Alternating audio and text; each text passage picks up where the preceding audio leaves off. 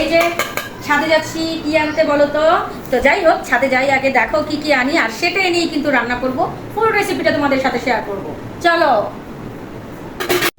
গতকালকে রাত্রেই তো আজকে দুপুরের জন্য রান্না করে গেছিলাম, তো সেখান থেকে এসে আর কোনো কিছু রান্না হয় নাই। দেখি এখন কি রান্না করা যায়। আসলে বাসায় সবজি নাই, কিন্তু কি রান্না করবো সেটাই বুঝে উঠতে পারতেছি না। আল্লাহ ভরসা। এই কি অবস্থা, আমার গাছের কি অবস্থা, এই শশা গাছের কি অবস্থা। যাই হোক, কালকে এসে প্রপার হেলথকে খাবার জন্য সব কিছু করবো।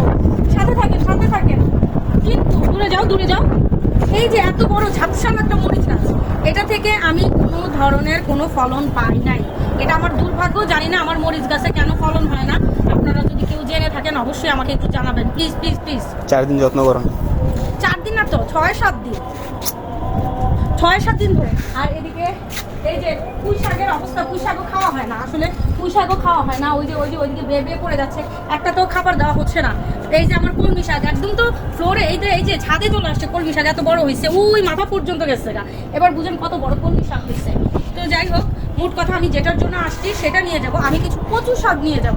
আজান দিচ্ছে কিন্তু, তারপরে কথাটা বলছি, কেউ কিছু মনে করবেন না, ক্ষমার দৃষ্টিতে দেখবেন। তো কিছুক্ষণের জন্য আমরা মিউটে যাই।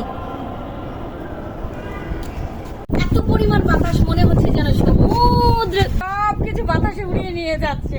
যাই হোক, বাতাসটা যে কি অমৃতের মতো লাগছে আপনাদেরকে বলে বুঝাতে পারবো না।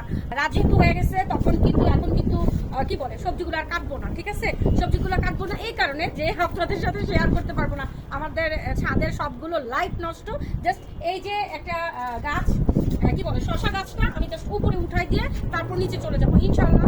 সকাল সকাল এসে তরকারি নিয়ে যাব, সেটা নিয়ে রান্না করব, আপনাদের সাথে শেয়ার করব, ঠিক আছে? দেখতে থাকেন। আর এই যে দেখছেন, এই যে লাউ গাছের অবস্থা, লাউ গাছ গেছে মরে। তো যাই হোক, এটা থেকে আমি কি করি, লাউ গাছটা উঠাই দেই, কারণ যেহেতু লাউ গাছটা আমার বাড়তেছে না, এইখানেই আমি আরেকটা লাউ গাছ বসাই দেবো।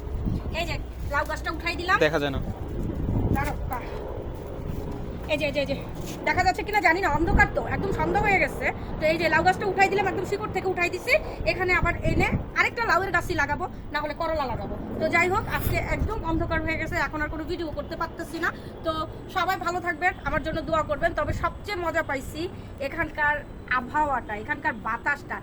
এই সময়টায় যে এত পরিমাণ বাতাস থাকবে, এত ভালো লাগবে চিন্তাও করতে পারি নাই। তো সবাই এই সময়টা ছাদে উঠেন, বাতাসকে উপভোগ করেন। এই গরমের ভিতরে প্রশান্তি এনে দিবে আপনাদের মনে, কথাটা সত্যি বলছি।